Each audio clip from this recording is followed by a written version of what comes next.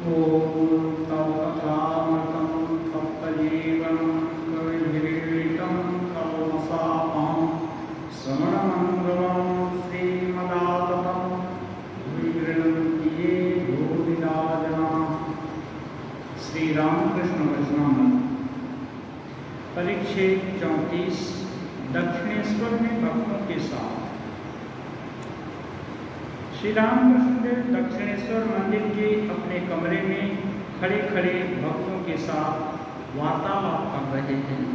रविवार है, वैशाख कृष्णा पंचमी, 27 मई 1883 ईस्वी। दिन के 9 बजे का समय होगा। भक्तगण धीरे धीरे आकर उपस्थित हो रहे हैं। श्री रामकृष्ण मास्टर आदि भक्तों के प्रति श्री रामकृष्ण कहते हैं, विद्वेष भाव अच्छा नहीं। शाक्त, वैष्णव, वेदांती ये सब झगड़ा करते हैं, यह ठीक नहीं। विद्वेष भाव अच्छा नहीं, यानी जिस मत को हम मानते हैं उसको छोड़कर दूसरा कोई यदि कोई भाव या कोई मत मानता है तो उसको हीन दृष्टि से देखना या उपेक्षित दृष्टि से देखना या उसको अनादर करना, ये सब अच्छा नहीं है।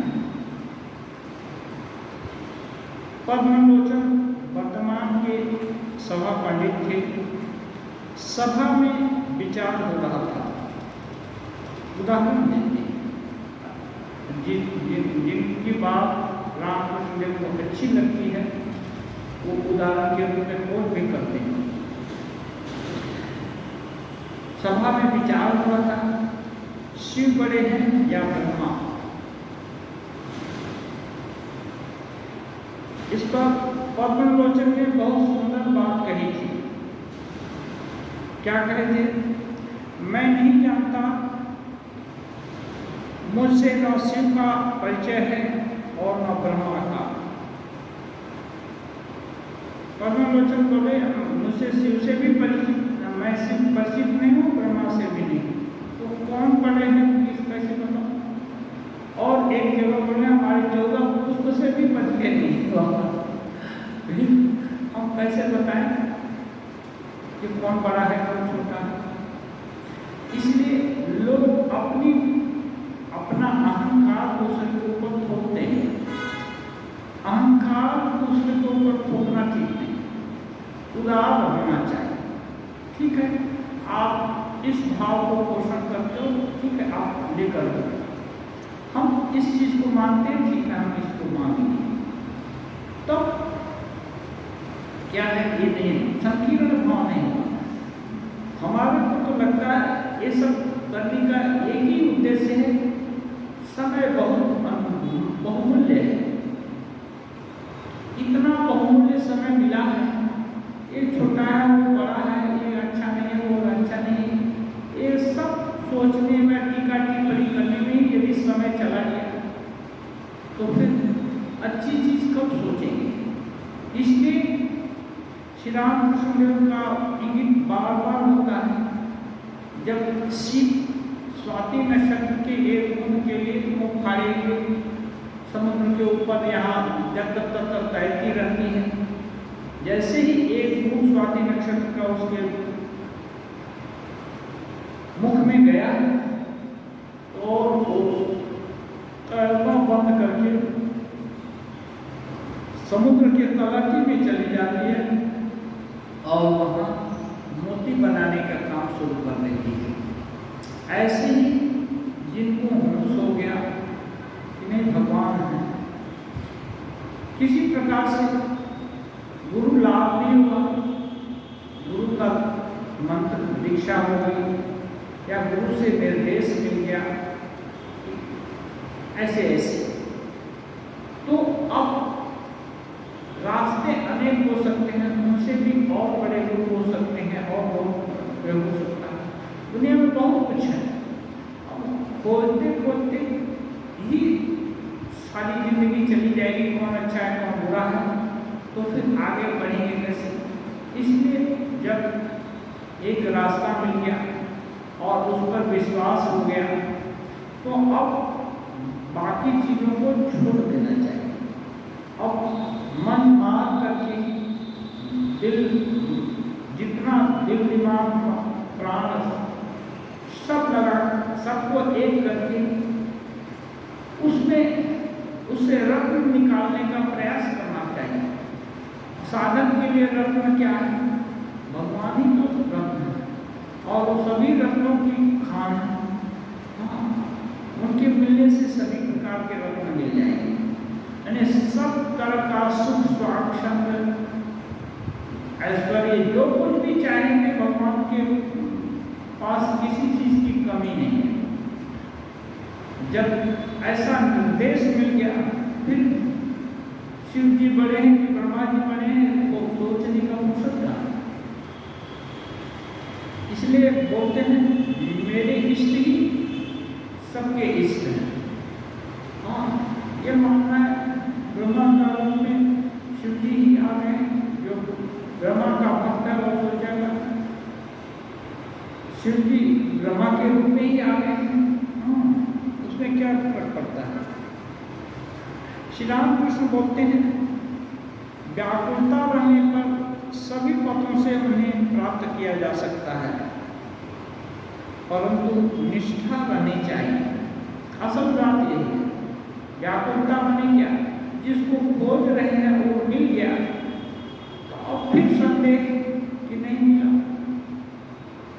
बस उसमें डूब कर तो उसका असलियत जानने का प्रयास करना पड़ेगा। हाँ, कैसे समझ में नहीं आ रहा है तो ठीक ठीक बैठ नहीं रहा है। श्री रामकृष्ण देव साधना करने के बाद उनको बहुत प्रकार की उपलब्धि सबको टेस्ट किए हैं। ऐसा नहीं है कि माता का आगे तो अस्तित्व हो गया और दौड़ दौड़ करके सबको बोलते रहे कि ऐसा देखा वैसा देखा, और उस सब दर्शकों को टेस्ट किए कि ठीक है कि नहीं। जब देखते हैं कि नहीं मिल जाता है तब माने। वो बोलते हैं कितने तरह से परीक्षा की कि यदि मेरा एक दर्शन ठीक हो तो अमुक जन्म का जो राजा है आकर बात करें, अमुक लोग आकर मुझसे बात करें, वो दूसरे दिन ही होता है। हाँ, वो देखना चाहिए कि लोग नदिया में कैसे संकीर्तन करते थे, वो सब भी देखने को उनको मिला। शंका हुई कि इतनी साधनाएं कि सब सही है, यदि सही है तो एक पत्थर 3 बार कूदे, सामने पड़ा हुआ पत्थर 3 बार कूदा, ऊपर उठा और नीचे गिरा, ऊपर उठा नीचे गिरा, ऊपर उठा नीचे गिरा। तो जब हर इच्छा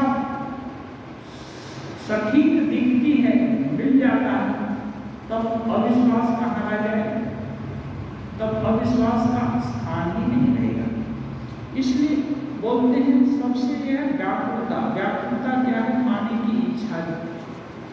जानना चाहते हैं तो जानने की इच्छा, पाना चाहते हैं तो पाने की इच्छा। माने इच्छा इतनी तीव्र उसके बिना और कुछ सूझता ही नहीं और कुछ दिखता ही नहीं, मन प्राण जाए। जैसे बोलते हैं किसी के सिर में इतनी आग लग जाए तो सिर में आग लग जाए और देख रहा है कांटा कुछ पड़ा हुआ है और कांटा कुछ के उधर नदी है या तालाब है या कुछ है, तो उसको डूबने का डर रहेगा क्या?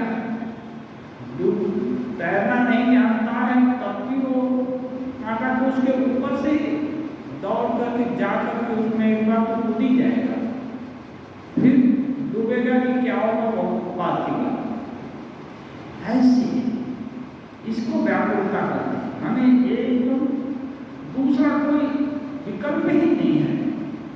दूसरा साधारण लोगों का हजारों विकल्प, लाखों विकल्प करते, एक काम करने जाते हैं उसके साथ साथ और 1000 काम दिखते हैं। ये भी है, ये भी हो सकता है, वो भी हो सकता है, ये भी बाकी रह गया, वो भी नहीं हुआ। अब जब 1000 चीज याद करेंगे तो एक चीज दृढ़ता से याद नहीं होगी। इसलिए इसीलिए साधना व्याकुलता हो जाएगी तो पहले खाना है तो खाएगा, सांस तो चलते ही रहेगी, सांस नहीं लेगा तो मर ही जाएगा। ये अपने आप होगा, लेकिन पूरा मन उधर ही लग जाएगा, कैसे होगा, कैसे मिलेगा, कैसे होगा। और निष्ठा, निष्ठा क्या है? नहीं मिलेगा ही मिलेगा, नहीं वाली बात नहीं है, मिलेगा ही, तब तो इसको निष्ठा करते हैं, जब मिलेगा। निष्ठा भक्ति का दूसरा नाम है अव्यभिचारिणी भक्ति। निष्ठा भक्ति, निष्ठा हो गया भक्ति, ये निष्ठा भक्ति में एक निष्ठ हो गए, जैसे रामकृष्ण को अपना इष्ट मान लिया, तो अब कोई दिखाएगी नहीं, अब देवता है, बहुत जागृत है, इतना प्रभाव है, इतने चमत्कार देखे, उतना ये हुआ, दिख गए, अरे यहाँ तो कोई चमत्कार दिख नहीं रहा है, इतना दोस्त या साथी इतना बोल रहा है, इतना सब हो रहा है, तो क्यों न चलकर देखे, परीक्षा करके देखे। जैसे ही परीक्षा करके देखने की इच्छा होगी, वैसे ही ये विश्वास दिख गया, ये विश्वास कमजोर हो गया। हाँ, उमा कहती है, बनो तो सब न तो रहो तुम्हारी। उमा को बहुत दिखाते हैं कि शिव जी में ये दोष है, वो दोष है, ब्रह्मा जी अच्छे हैं, उनसे भी अच्छे विष्णु हैं, ये हैं, विष्णु को क्यों नहीं ये बरन। और तपस्या करते करते हजारों साल हो चुके हैं, कई हजार साल हो चुके हैं, फिर भी वो बोलते हैं नहीं, आप लोगों को शादी यदि कराने का ठेका ले लिया है, वर कन्या दुनिया भर में बहुत है, आप लोग जाओ, दूसरे की शादी क्यों नहीं कराते, यहाँ से हट जाओ। और तब गुस्सा होकर के बोलती है, वरों को संभो न तो रहो तुम्हारी। यदि वरण करना ही होगा, शादी करनी ही होगी, तो शिव जी से होगी, नहीं तो तुम्हारी करनी होगी। ऐसे ही यदि एक निष्ठा भक्ति हो, नहीं रामकृष्ण को अपना इष्ट मान लिया, तो अभी देखना है कि उनको ही देखेंगे, और दूसरे को देखने की इच्छा नहीं है, और दूसरे आने से भी जैसे बाकी दृश्य दिख रहे हैं वैसे दिखेंगे, और उतनी ये नहीं होगी। जैसे हनुमान जी बोलते हैं, श्रीनाथे जानकी नाथे अवेदा परमात्मनि, परमात्मा स्वरूप से श्रीनाथ में लक्ष्मीपति और जानकी नाथ माने रामचंद्र जी एक ही है। तथापि मम सर्वस्व, फिर मेरे तो सर्वस्व है राम कमल लोचन, कमल लोचन राम ही मेरे सब कुछ, मैं उनको ही चाहता, भले ही वो लक्ष्मीपति बने, उनको नहीं चाहता, लक्ष्मीपति को मेरा प्रणाम है, लेकिन मेरी चाहत तो कमल लोचन राम जी के लिए, इसलिए हम राम को चाहते हैं, न कि लक्ष्मीपति को चाहते हैं। इसीलिए अच्छे गुरु लोग बोलते हैं, अपने ही इष्ट नाना रूप धारण किए हैं, ऐसा सोच करके किसी भी देवी देवता की पूजा की जा सकती है, लेकिन ये विश्वास रखना होगा कि ये देवी देवता और कोई नहीं, मेरे इष्ट ही नाना रूप धारण किए हैं। मेरी माँ ही कभी खाना बनाती है, कभी पढ़ाती है, कभी नाच गाना सिखाती है, कभी और कुछ करती है, माँ ही है। ड्रेस पहन लिया है, खाना बनाने के समय एक ड्रेस है, नाच गाना करने के समय दूसरा ड्रेस है, पढ़ाने के समय तीसरा है, एक ही माँ है। इसलिए यदि यही एक ही भगवत तत्व इस समय हमारा इष्ट के रूप में रामकृष्ण, वही अभी काली का पूजा करने जाना है, तो सोचना कि वही भगवत तत्व ही काली के रूप में आया है, जिसको कि हम हमारे इष्ट रूप में देखते हैं, तब और मंत्र भी काली के यहाँ जाकर के दूसरा मंत्र जपेंगे, अन्य जगह तीसरा मंत्र जपने का कोई जरूरत नहीं है।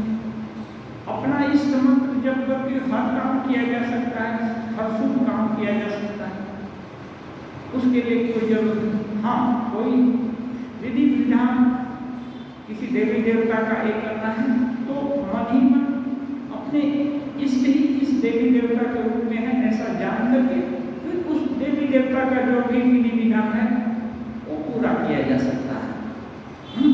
और नहीं, सामान्य लोगों के लिए अपना एक मंत्र पर हर शुभ काम करने के लिए एक ही मंत्र काफी, मन ही मन, उसको बोलने का भी जरूरत नहीं, किसी को बताने का भी जरूरत नहीं, और उस मंत्र को जप करके जो कोई भी शुभ काम किया जा सकता है उसके लिए कोई जरूरत नहीं। इसको बोलते हैं अव्यभिचारिणी भक्ति।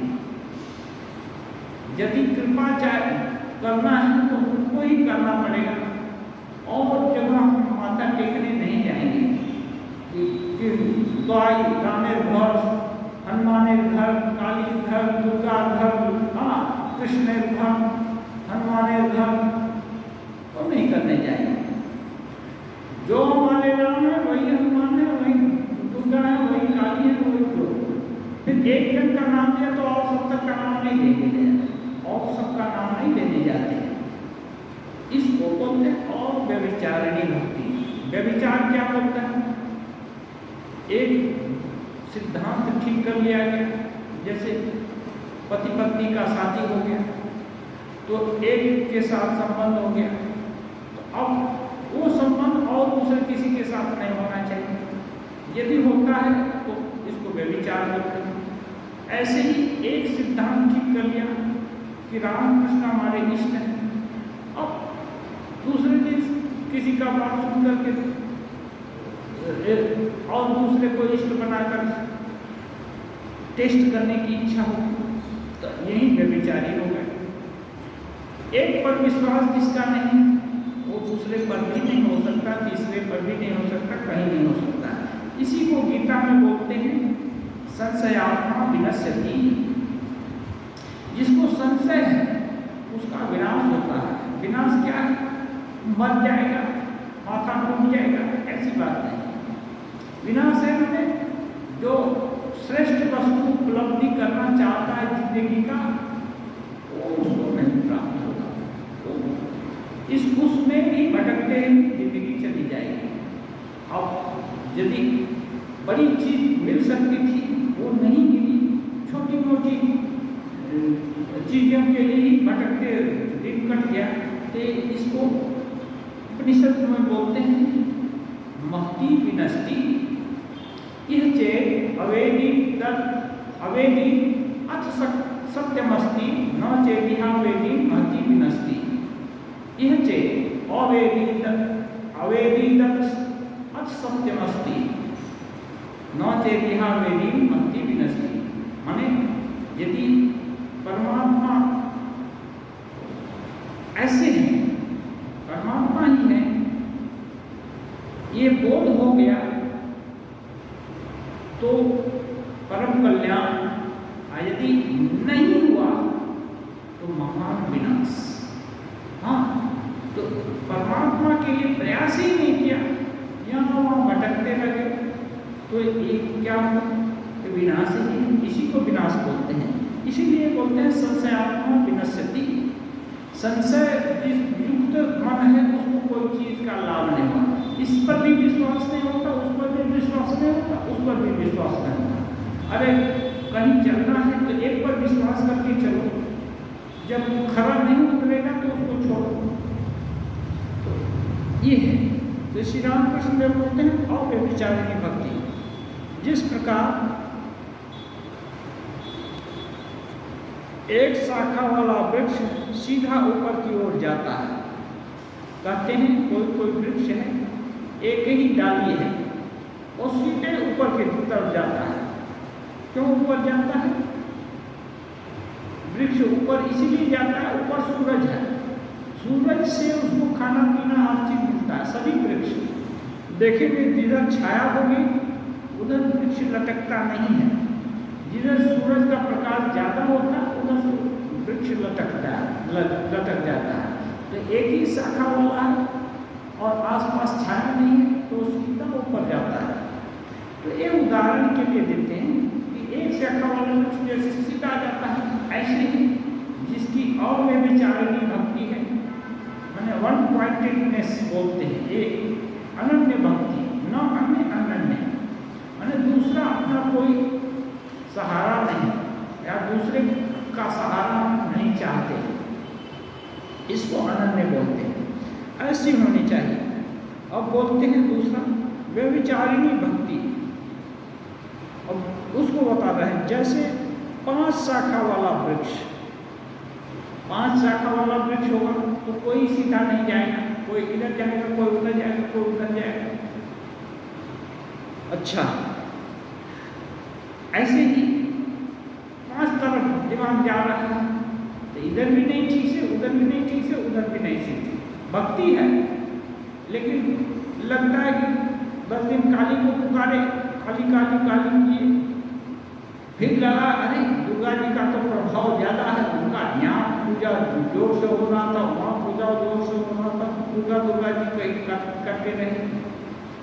फिर अरे दुर्गा जी क्योंकि हनुमान जी बहुत तगड़े हैं, जय हनुमान, हाँ ऐसे करते रहे।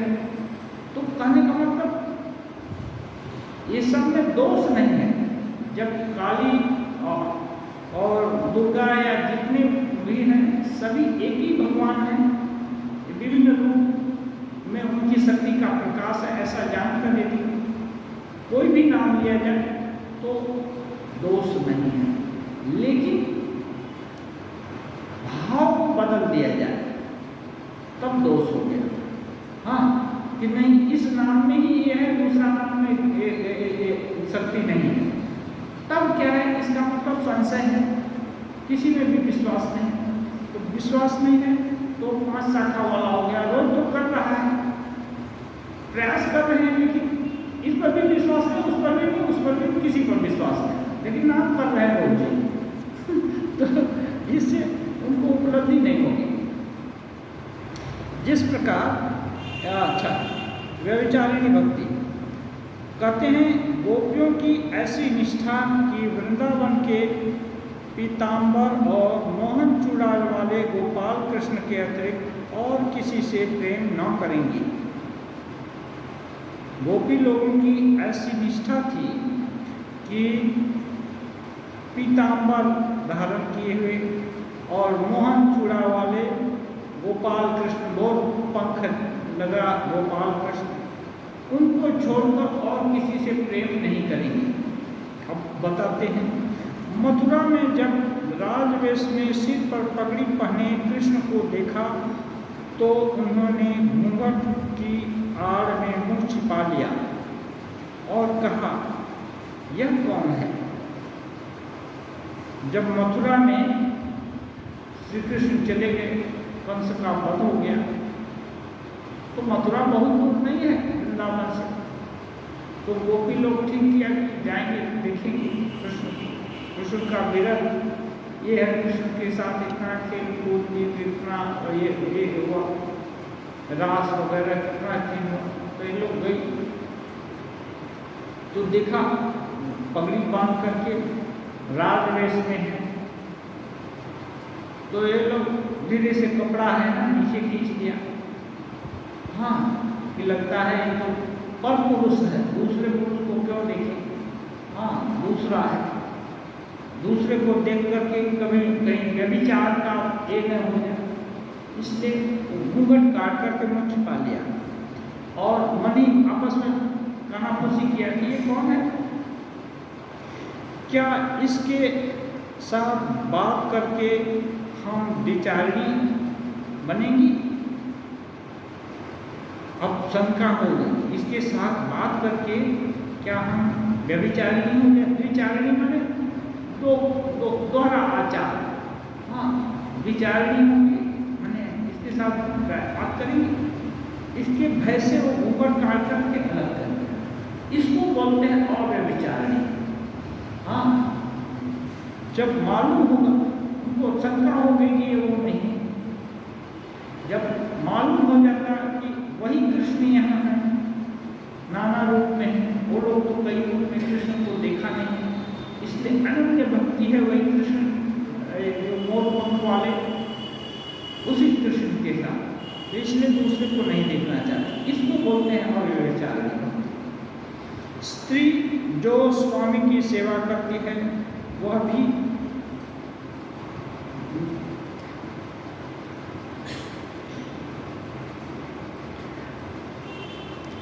कहते हैं स्त्री जो स्वामी की सेवा करती है वह भी निष्ठा भक्ति है।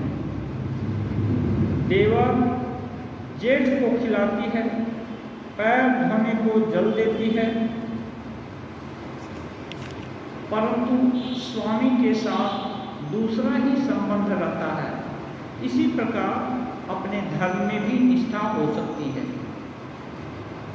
कहने का मतलब देवर के साथ भी कोई बाहर से शादी हुआ, किसी घर में गई तो देवर को भी खाना खिलाती है।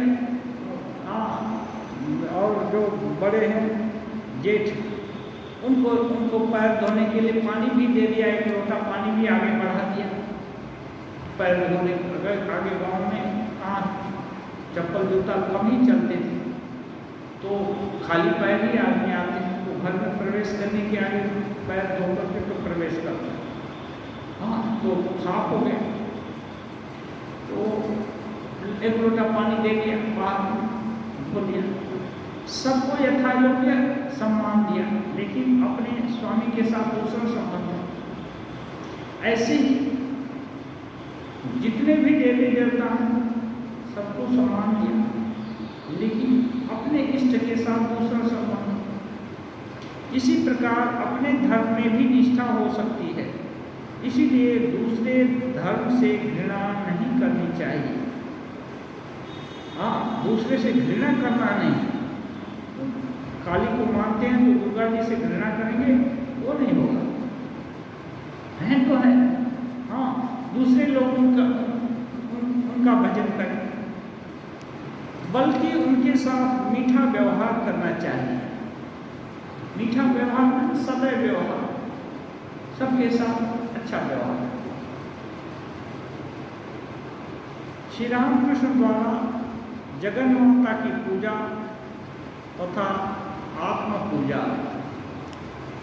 श्री रामकृष्ण गंगा स्नान करके काली के दर्शन करने आए हैं, साथ में मास्टर हैं। श्री रामकृष्ण पूजा के आसन पर बैठकर माँ के चरण कमलों में फूल चढ़ा रहे हैं, बीच बीच में अपने सिर पर भी चढ़ा रहे हैं और ध्यान कर रहे हैं। मास्टर महाशय कहते हैं श्री रामकृष्ण गंगा स्नान करके काली के दर्शन करने गए हैं, माँ काली का दर्शन करने गए, माँ के चरण कमल में फूल चढ़ा रहे हैं और कभी कभी अपने भी सिर पर चढ़ा रहे हैं। मैं आत्मा मानो माँ कहीं भी बच्चा है, वहाँ भी चढ़ा रहे हैं और यहाँ मानो यही माँ का सिर है और माँ का ध्यान कर रहे हैं। इसको आत्मवत पूजा करते हैं। मैंने माँ कुछ नहीं, अपने ही स्वरूप में आ गई, तो माँ को भी चढ़ाए और अपने सिर पर भी चढ़ाते हैं। बहुत समय के बाद श्री रामकृष्ण आसन से उठे, भाव में विभोर होकर नृत्य कर रहे हैं और मुंह से माँ का नाम ले रहे हैं, कह रहे हैं माँ विपत नाशनी। देख रहे हैं सारा दुनिया विपत से ग्रस्त है, इसलिए बड़े खुश हो रहे हैं, नृत्य कर रहे हैं। माँ विपत तारिणी, विपत का नाश करने वाली है, इसलिए वो खुश होकर नाच भी रहे हैं और विपद नाशिनी बोलते हैं। देह धारण करने से ही दुख विपदाएं होती हैं, संभव है, इसीलिए जीव को इस विपदनाशिनी महामंत्र का उच्चारण कर कातर होकर पुकारना सिखा रहे हैं। स्वगत मास्टर महाशय कह रहे हैं कि देह धारण करने से ही बहुत तरह का दुख होता है। मास्टर महाशय दुख से पीड़ित थी, इसलिए उनको दूसरे का दुख खूब मालूम है। हो सकता है। एक दुख से कोई दुखी है तो दूसरे का भी कल्पना कर सकता है कि दूसरे को भी दुख हो सकता है। इसलिए तब इस दुख है तो उसे दूर करने का, दुख से छुटकारा पाने का भी कोई उपाय है। तो मास्टर महाशय कहते हैं श्री रामकृष्ण देव माँ का इस प्रकार का नाम लेकर के विपद तारिणी, विपद नाशिनी नाम लेकर के वो इंगित कर दे रहे हैं कि माँ का नाम पुकारो तो विपद से रक्षा हो जाएगी।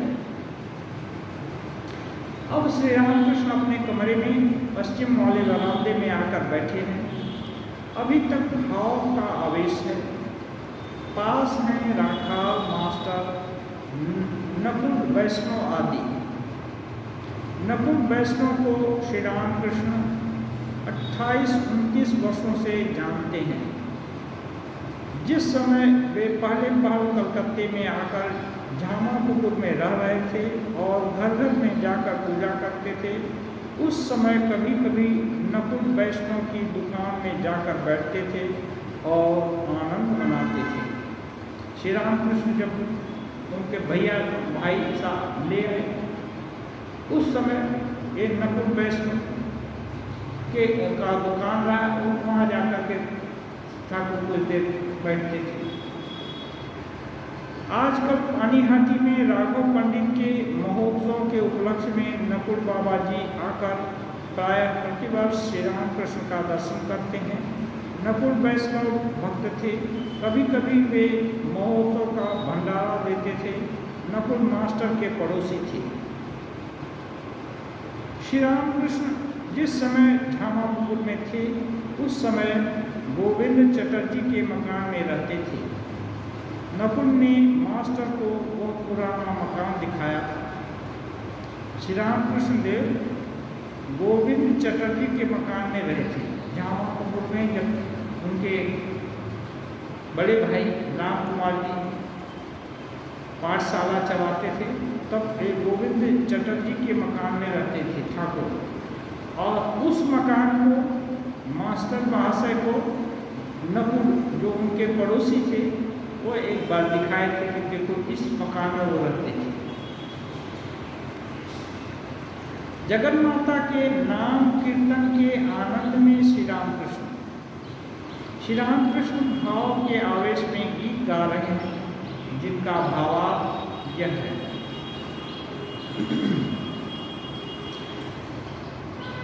पहला गीत। हे महाकाल की मनोमोहिनी सदानंदमयी काली माँ, तुम अपने आनंद में आप ही नाचती हो, आप ही ताली बजाती हो। हे आदिभूते सनातनी शून्य रूपे ससीमालिके, जिस समय ब्रह्मांड न था उस समय तुझे मुंडमाला कहाँ मिली। एकमात्र तुम ही यंत्री हो, हम सब तुम्हारे निर्देश पर चलते हैं। माँ, तुम जैसा कराती हो वैसा ही करते हैं, जैसा कहलाती हो वैसा ही करते हैं। हे निर्गुणे माँ, कमलाकांत गाली देकर कहता है कि तुझ सर्वनाशिनी ने खड्ग धारण करके धर्म और अधर्म दोनों को नष्ट कर दिया। कहते हैं माँ काली कमलाकांत का गाना है, जब ब्रह्मांड में कुछ था ही नहीं तो तुम मुंडमाला कहाँ से पा गई, कहाँ से ये मिल गया। इसका मतलब विभिन्न तरह से साधक भगवान को याद, अपने इष्ट को याद करता है, तो मुंडमाला कहाँ से मिली। इसका मतलब सभी कुछ माँ के लिए संभव है। मुंडमाला एक संकेत है कि सृष्टि स्थिति विनाश उनके ही हाथ में है। उनके लिए कुछ भी असंभव नहीं है। और कहते हैं तुम जैसा कराते हो वैसा करता हूँ, या जैसा बुलाती हो वैसा बोलता हूँ, तुम तो निर्गुण हो, तुम्हारा कोई गुण ही नहीं है। इधर काम विभिन्न तरह का काम कराती हो वो भी हो रहा है, लेकिन तुम गुण से भी परे हो। कमलाकांत ये भी कह रहा है कि तू सर्वनाशिनी हो। सर्वनाशिनी में सब कुछ खत्म कर देने वाली। तो इस संसार में क्या है, शुभ अशुभ, अच्छा बुरा, सुख दुख, यही सब तो है। ये सब नष्ट हो जाए तो फिर क्या रहेगा? ये सब नष्ट हो जाए तो माँ को छोड़कर और कुछ नहीं रहेगा। इसलिए गुस्सा होकर बोलने से भी ये कमलाकांत कोई खराब चीज नहीं बोल रहे हैं। बोल रहे हैं तुम धर्म और अधर्म दोनों को नष्ट कर दिया। धर्म क्या है? ज्ञान कांटा। अधर्म क्या है? अज्ञान कांटा। जब काम हो गया तो फिर ज्ञान कांटा अज्ञान कांटा दोनों फेंक दिया जाता है। इसलिए भगवत दर्शन हुआ, जब तुम्हारा दर्शन हुआ तो तुमने धर्म और अधर्म दोनों को नष्ट कर दिया और कोई नहीं रहा। अब तुम्हारे को छोड़कर कुछ कोई भी नहीं है। इसलिए तुम सर्वनाशिनी हो, सब कुछ खत्म कर देने वाली हो। हाँ, एक नदी है, उसका नाम है कर्मनाशा, है ना। हर तरह का कर्म जो है वो नाश हो जाता है। कर्म में शुभ कर्म है, अशुभ कर्म है। हाँ, यदि सब तरह का कर्म नाश हो जाए तो इसका मतलब वो आदमी तो मुक्त ही हो जाएगा। तो ऐसे ही सब कुछ यदि खत्म हो गया तब क्या रह जाएगा? तब माँ ही रह जाएगी। इसलिए विभिन्न तरह से बोलना हूँ साधन, जब जो विभिन्न भाव हृदय में जो भाव का आवेग होता है उस तरह से माँ की कल्पना करते हैं और वही कमलाकांत राम प्रसाद जो उनके दिल में भाव होता है उसको मुंह से बोल देते हैं, वही कविता हो जाती है।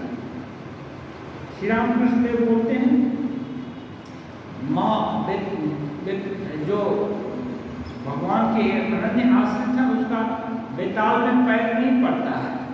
माने वो जो कुछ भी बोलेगा वो ठीक ही बोलेगा।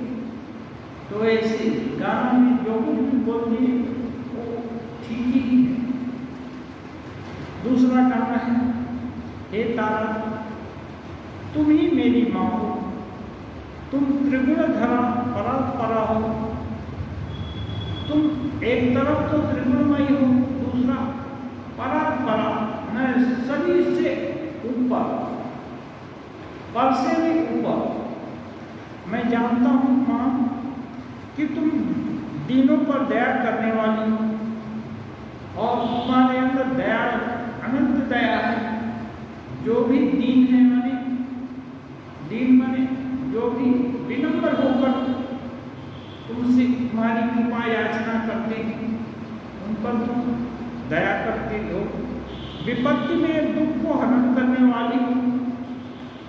तुम्हारी संतानों का जब विपत्ति में पड़ती है तो विपत्ति को दूर कर देती हो। तुम संध्या, तुम गायत्री, तुम जगद्धात्री हो। तुम संध्या, तुम गायत्री, तुम जगद्धात्री हो। माने संध्या भी तुमसे ही है, गायत्री भी तुम ही हो और जगद्धात्री भी तुम ही हो। पूरे जगत को धारण करने वाली भी तुम हो। माँ तुम असहाय को बचाने वाली तथा सदा शिव के मन को हरने वाली हो। असहाय को बचाने वाली। साधक अपने को असहाय समझता है, माँ के बिना और कोई सहारा नहीं समझता, इसलिए अपने को असहाय समझता है। जो असहाय है उसको तुम बचाते हो। और सदा शिव जो कुछ भी नहीं चाहते, एकदम ब्रह्म तत्व है, उनके लिए तुम प्यारी हो। क्यों प्यारी? इसलिए कि ब्रह्म शक्ति अभिन्न है, अपने से बड़ा अलग कैसे हो सकती है। इसलिए ब्रह्म से के लिए माँ प्यारी है। पुकारी है। माँ तुम जल में, थल में और आदि मूल में विराजमान। मैंने जहाँ भी कल्पना हो रही है, जल की कल्पना हो रही है तो वहाँ भी तुम हो उसके, और स्थल की कल्पना हो रही है वहाँ भी हो। सभी के जो आदि मूल, जो मूल, जो सबका जो अस्तित्व है वो जहाँ से हो रहा है, सबका अस्तित्व, जल का अस्तित्व भी तुमसे है, स्थल का अस्तित्व भी तुमसे है, पूरे निखिल ब्रह्मांड का अस्तित्व तुमसे ही है, तुमको छोड़कर और कुछ है नहीं। तुम साकार रूप में सर्व घट में विद्यमान होते हुए भी निराकार हो।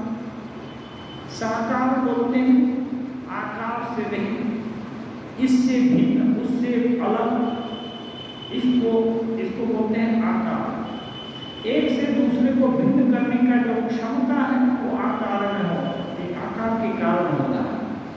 अब जब किसी को किसी से अलग नहीं कर सकते वो अवस्था निराकार हो गई। आकार, कल्पना में भी आकार होता है। जैसे कल्पना किया बहुत बड़ा आकाश,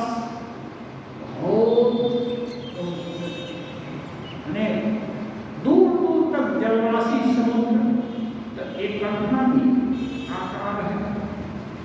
सपना में बहुत सारी चीजों की कल्पना होती है और सपना में देखा, इस समय भी दिखाई देता है कि ये हुआ वो हुआ, तो ये सब आकार दिखते हैं। जब आकार दिखते हैं तो ये माने ये संकुचित हो गए। जब आकार के ऊपर हो गए तब संकोच नहीं है। इसलिए तुम साकार भी हो, निराकार भी हो। माँ ने, श्री रामकृष्ण ने माँ के और भी कुछ गीत गाए, फिर भक्तों से कह रहे हैं संसारियों के सामने केवल दुख की बात ठीक नहीं, आनंद चाहिए। श्री रामकृष्ण देव और गाना गाए, कुछ गाने में दुख की बात भी रहती है, साधक अपने मन का दुख भी व्यक्त करता है। तो श्री रामकृष्ण बोलते हैं कि संसारियों के साथ, जो घर संसार की है, उनके सामने केवल दुख की बात ठीक नहीं है, क्योंकि घर में तो दुख पा ही रहे हैं, यहाँ भी आए, यहाँ भी दुख, कोई नहीं, माँ के साथ, माँ को याद करके, भगवान को याद करके थोड़ा तो सुख का आनंद हो। इसलिए उनके सामने हर समय दुख की बात नहीं करनी चाहिए।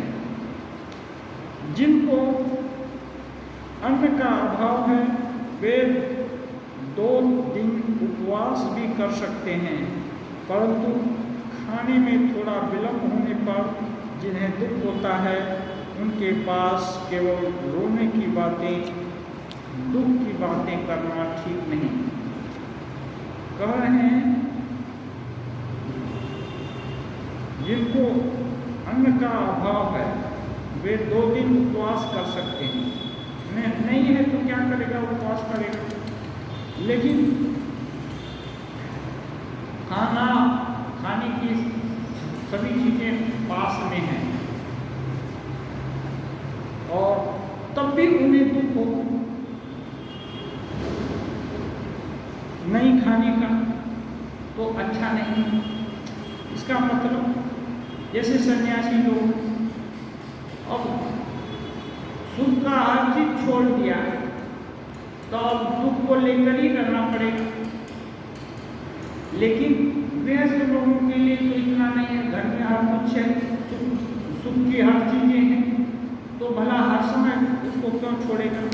हाँ, तो इसलिए ऐसे लोगों के पास हर समय त्याग की या दुख की बात बोलेगा तो अच्छा नहीं है, लगेगा कि कहाँ आ गए, काल सब काट रहा है, इसलिए वो ठीक नहीं है। इसलिए कम है जिनको कि उपवास सहा नहीं जाता उनके लिए ये सब जरूरत नहीं, इसलिए उनको दुख की बात नहीं बतानी चाहिए, क्योंकि दुख से अस्थिर हो जाएंगे। एक तो दुख खुद ही है, दूसरा और बढ़ा दिया। इसलिए बोलते हैं संसारी लोग आए तो कुछ भगवान के स्मरण से क्या आनंद होता है, थोड़ा ये बताना चाहिए। हाँ, तो इससे थोड़ा ये होगा, इंटरटेनमेंट होगा।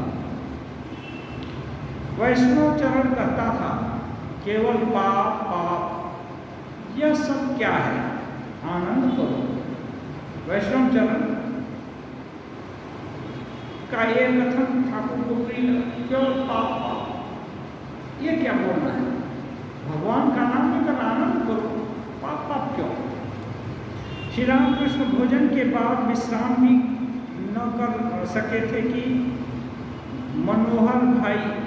मनोहर साईं गोस्वामी आ पधारे। ठाकुर विश्राम करना चाहते थे, वो नहीं कर पाए, तब तक मनोहर साईं गोस्वामी जी आ गए। श्री राधा के भाव में महाभावमय श्री रामकृष्ण, क्या श्री रामकृष्ण गौरांग हैं? श्री रामकृष्ण की भाव अवस्था गोस्वामी को देखकर महाभाव हो गया। अब कहते हैं गोस्वामी पूर्व राग का कीर्तन गा रहे हैं, थोड़ा सुनकर ही श्री रामकृष्ण राधा के भाव में भावाविष्ट हो गए। एक गोस्वामी कीर्तन गाने लगे तो श्री रामकृष्ण राधा के भाव में भावाविष्ट हो गए। पहले ही गौरचंद्र का कीर्तन, हथेली पर हाथ, चिंतित गोरा, आज क्यों चिंतित हैं, संभवतः राजा के भाव में भावित हुए हैं। ये गाने का आखिर है। फिर गोस्वामी गा रहे हैं, घड़ी में 100 बार, पल पल में घर के बाहर आती और फिर भीतर जाती है, कहीं पर भी मन नहीं लग रहा है, जोर जोर से श्वास चल रहा है, बार बार कदम कान की ओर ताकती है, राधे ऐसा क्यों हुआ। सखी को कहती है ऐसा क्यों हुआ, बार बार कहीं भी मन नहीं लग रहा है, बार बार आती जाती है। ये मन की छटपटाहट है, साधक का भाव। संगीत की इसी पंक्ति को सुनकर श्री रामकृष्ण की महाभाव की स्थिति हुई है। उन्होंने अपनी कमीज को फाड़ कर फेंक दिया। ये राधा का भाव है, उनके लिए, श्री कृष्ण के लिए बेचैन, कहीं स्थिरता नहीं दिखाई दे रही। ये भाव सुनकर श्री रामकृष्ण देव को भाव हो गया। कीर्तनकार संगीत सुनते सुनते कीर्तनकार का संगीत सुनते सुनते महाभाव में श्री रामकृष्ण कांप रहे हैं। केदार को देख वे कीर्तन के स्वर में कह रहे हैं, प्राणनाथ हृदय वल्लभ, तुम लोग मुझे कृष्ण ला दो। यही तो मित्रता का काम है, मित्र का काम है। या तो उन्हें ला दो और नहीं तो मुझे ले चलो। तुम लोगों की मैं चिरकाल के लिए दासी बनी रहूंगी। श्री रामकृष्ण का भाव है, केदार को मानते हैं कि ये भक्त है, इसलिए केदार को देख करके उनको वही भाव हो रहा है, जैसे एक सखी दूसरे सखी को देख करके बोलती है कि या तो मुझको कृष्ण को मेरे पास ला दो, या तो मुझको कृष्ण के पास ले चलो, नहीं तो मेरे प्राण जा रहे हैं। और यदि ऐसा कर दिया तो मैं चिरकाल तुम्हारी दासी रहूंगी, मैं तुम्हारा उपकार मानूंगी। गोस्वामी कीर्तनिया श्री रामकृष्ण के महाभाव की स्थिति को देखकर मुग्ध हुए हैं। वे हाथ जोड़कर कह रहे हैं, मेरी विषय बुद्धि मिटा दीजिए। गोस्वामी कीर्तनिया जो गोस्वामी हैं वो हाथ जोड़कर महाभाव को देखकर, इसमें कोई बनावट नहीं है, अपने से भाव उत्पन्न हुआ है, इसलिए हाथ जोड़कर प्रार्थना कर रहे हैं और कह रहे हैं कि मेरी विषय बुद्धि मिटा दीजिए। श्री रामकृष्ण हंसते हुए, तुम सब साधु के सदृश हो, जिसने पहले रहने की जगह ठीक कर, वो बोल रहे हैं तुम उस साधु के सदृश हो जिसने पहले रहने की जगह ठीक कर फिर शहर देखना शुरू किया। तुम इतने बड़े रसिक हो, तुम्हारे भीतर से इतना मीठा रस निकल रहा है। श्री रामकृष्ण को इनका कीर्तन सुनकर के ऐसा भाव हुआ। जिसका कीर्तन सुनकर श्री रामकृष्ण को भाव नहीं होता, इनका सुनकर ऐसा भाव हुआ, इसलिए बोलते तुम्हारे भीतर से इतना मीठा रस निकल रहा है। इसलिए तुम तो ऐसे साधु हो जो कि किसी जगह गया, वहाँ पहले डेरा ठीक कर लिया, डेरा ठीक करके फिर शहर घूमने निकला। तुम तो ठीक कर लिए हो, माने इसका मतलब तुम्हारे अंदर भक्ति है, भगवान को आश्रय ले चुके हो। अब तुम इधर उधर घूम रहे हो। हाँ, माने तुम भगवान से अलग नहीं हो, तुम्हारा को मिल चुका है, अब उसी में डूबने की जरूरत है। गोस्वामी, प्रभु मैं चीनी का बोझ ढोने वाला बैल हूँ, चीनी का आस्वादन कहाँ कर सका। जब श्री रामकृष्ण ऐसे कह रहे हैं तो ये बोल रहे हैं कि मैं चीनी का बोझ ढोने वाला हूँ, मैं चीनी का आस्वादन नहीं कर सका। मैंने ये जो कीर्तन का रस है ये दे रहा हूँ, लेकिन कीर्तन का फल मेरे दिल में नहीं हुआ। फिर कीर्तन होने लगा। कीर्तनकार श्रीमती राधिका की अवस्था का वर्णन कर रहे हैं। कोकिल पूर्वती कलनादम, कोकिल का कलनाद श्रीमती को वज्र ध्वनि जैसा लग रहा है, इसलिए वे जैमिनी का नाम उच्चारण कर रही हैं और कह रही हैं, सखी कृष्ण के विरह में यह प्राण नहीं रहेगा, इस देह को तमाल वृक्ष की शाखा पर रख देना।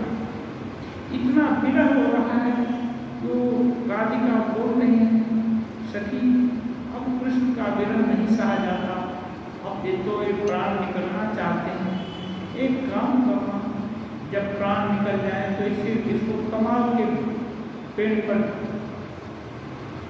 रख देना। क्यों? कृष्ण कभी कभी वहाँ आते हैं, कमाल का वृक्ष कृष्ण को प्यारा है। गोस्वामी ने राधा श्याम का मिलन गाकर कीर्तन समाप्त किया। गोस्वामी जी फिर राधा श्याम का मिलन, ये विरह की व्यथा इतना गाए, उसके बाद राधा का श्याम से मिलन भी करा दिए।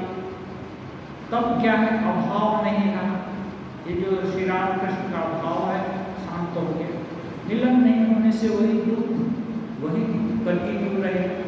इसलिए कीर्तनियों को पहले एक प्रश्न उठाया, फिर उसका जवाब दे दिया।